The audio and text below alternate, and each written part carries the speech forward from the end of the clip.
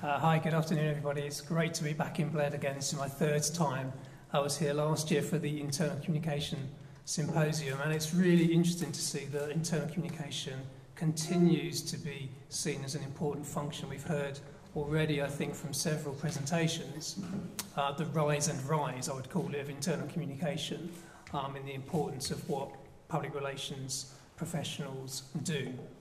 So I wanted to talk to you today about the state of the internal communication profession in the UK, or I should say Mary's my PhD supervisor, so I have to be very careful what I say. And, it's an emerging profession, and I think that's absolutely right, of course.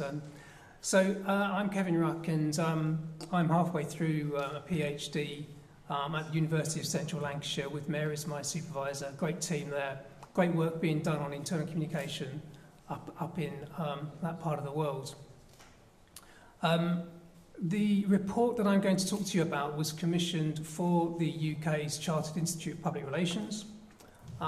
It was endorsed by the Chief Executive there, Jane Wilson, and also by a guy called David MacLeod, who in the UK led the UK government research into employee engagement in 2009. So I am going to be looking also at that phrase employee engagement that we've heard a couple of times already, and I apologise for that, but I will give you my own slant on what we mean by employee engagement and how internal communication does support what we think we know to be employee engagement. So here we go.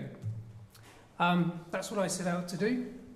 Looking at the what David MacLeod and Nita Clark, who did the report in the UK in 2009, identified as drivers for employee engagement, and I'll come to those in a second and tell you what those were.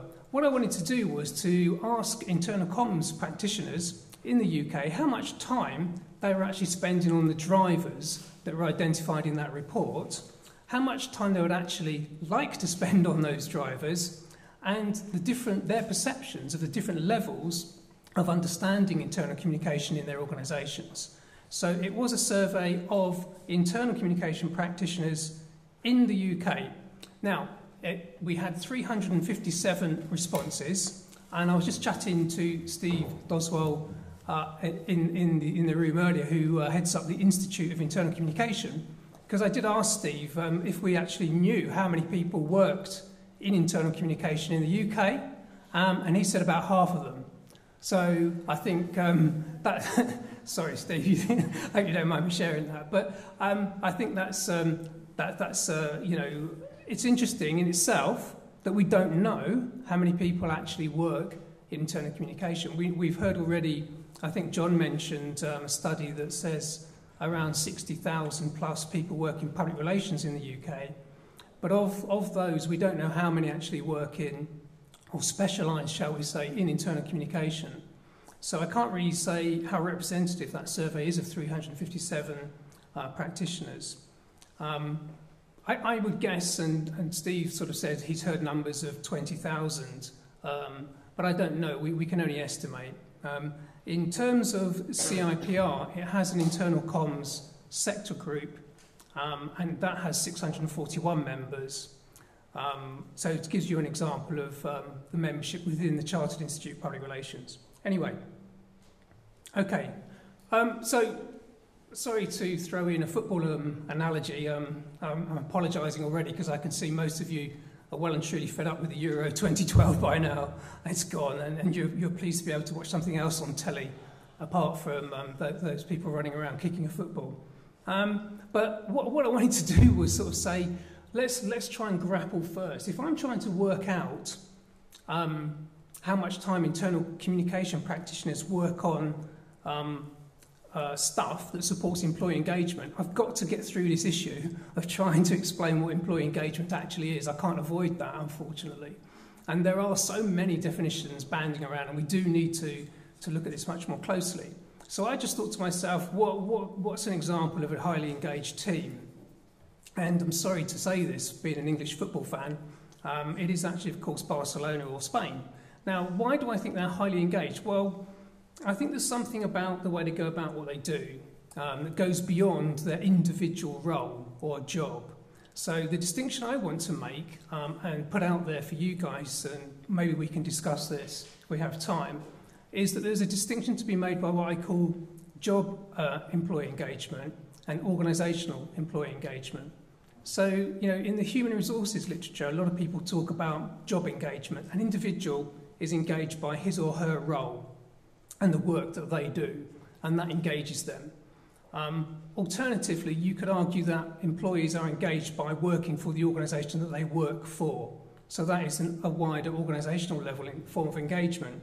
And I would argue that Barcelona or Spain have that wider level of engagement in abundance. They really believe in the philosophy of football that they play, which is different to what has gone before, and they all work for the benefit of the overall team, acknowledging, of course, that they do also enjoy their individual role.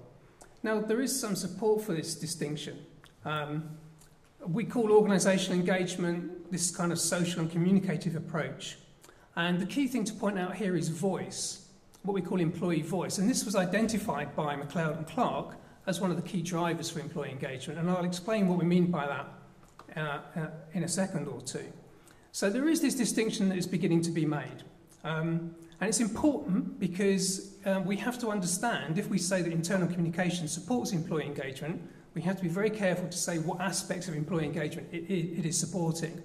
And the business case is there, because if we can say internal communication supports employee engagement, and employee engagement is highly correlated or associated with higher performing organisations, then we have that linkage to be able to make a business case for what we do.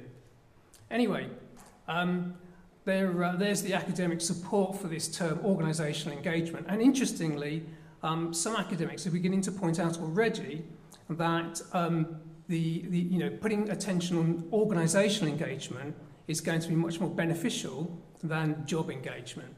I won't read through all the different. Thank you. I won't read through all the different citations there, but there's an emerging literature that shows that a focus on wider organisational levels of engagement is more productive in terms of overall outcomes for the organisation than focusing on job level engagement. So what are the results? Interestingly, there's a lot of improvement being perceived by internal communication practitioners. Remember that we're asking internal comms practitioners themselves to comment on what they think is going on, but they do say, quite strongly, 41% say it's improved significantly, and 37% say it's improved slightly. So there is an improvement being perceived here, which is a welcome finding. What's driving that kind of improvement? Well, a number of factors come in. And what I would like to point out here, particularly on this graph, is the one that stands out for me is taking action on employee feedback. So if you work in internal communication in an organisation, and that organisation does take action on employee feedback, you have reason to believe that practice is improving. There are a number of other factors that come through as well. For example, a restructure often brings about a perception of improvement in practice. Someone comes in, a new director or head of internal communication, brings in new thinking and new strategic approach, and that results in practitioners believing practice is improving. Or more often not, a new CEO comes in and has got this kind of buzzword employee engagement and wants to do something about it. Or the other factor that's driving what people perceive to be improvements is social media. So they believe the use of internal social media is having a positive impact on practice. And when you drill down into that and ask them what they mean by social media, what you often find is it's just a very old way of using new channels. So they're not using it as a form of dialogue. This is interesting because a bit of a surprising finding. We asked internal communication practitioners if they believed that employees had a high level of understanding of strategy. Only 20% of internal communication practitioners believe the wider employees in their organisation have a high level of understanding of strategy. But yet, when you look at other research and you ask employees if they think they understand strategy, you usually get between 50 and 60% of them saying they understand strategy. Now, of course, you have to bear in mind people may be reporting biased views here, potentially. But what it does say to me is that perhaps internal comms practitioners are undervaluing the impact they're having, perhaps. Okay, so what do internal comms practitioners spend their time on? Most of the time, if they're spending 25%, more than 25% of their time, it's usually on operational communication. That's the day-to-day bread and butter stuff that they have to send out to people to keep people informed. Nothing wrong with that, of course. Keeping employees informed is very valuable. So it's not that we shouldn't be doing that. But when you look at the other extreme, only 9% of practitioners reported that they were spending more than 25% of their time on employee research and feedback. And by the way, when we say employee research, we don't mean that annual employee engagement survey that should be consigned, I think, to the recycling folder. So there's a clear difference in what internal comms practitioners believe they're doing. And when you ask them what they'd like to do, so the last slide was what they're currently doing. When you ask them what they would actually like to do, what you get is a very interesting finding, because 81% of them would like to spend much more time doing employee research and feedback, and 71% would like to spend much more time doing line manager and team communication. So there's an overwhelming desire for internal comms practitioners to do more of the things that actually will contribute to employee engagement. But they seem to be stuck in doing day-to-day operational communication. When you ask internal comms people whether they think internal comms is valued by senior managers, you don't get a very strong endorsement, I'm afraid. So that only 24% of them, believe the board think it's important. When you come to asking internal comms practitioners whether they think line managers are taking responsibility for line manager and team communication, again, you don't get a very strong endorsement. 45% of internal comms practitioners believe that line managers need encouragement to do their day-to-day team communication. So we're not getting a strong endorsement for senior managers or line managers coming through from internal comms practitioners.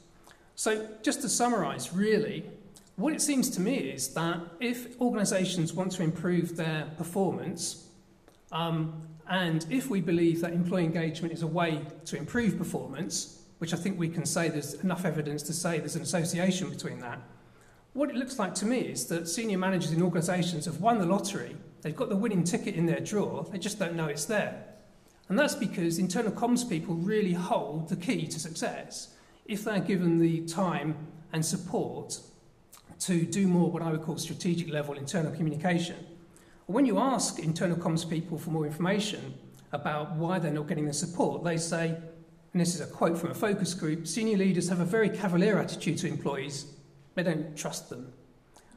When you ask about line managers, they say there's always a last-minute scramble for line managers to do team briefings, or line managers don't see it as their responsibility to tell anybody anything. Now, they may be extreme views in focus groups, so I'll pick those out. There are other views as well. But what it seems to me is that when we asked practitioners why they're not doing more of what they'd like to do, there was kind of almost a deathly silence. In fact, in one focus group, in a very revealing comment, she said, internal comms practitioners are just not brave enough. And that's how she summed it up. So it comes back to being more assertive as practitioners, but I also think that as academics, we have to provide tools and information and training and education to help practitioners become more assertive. Thanks very much.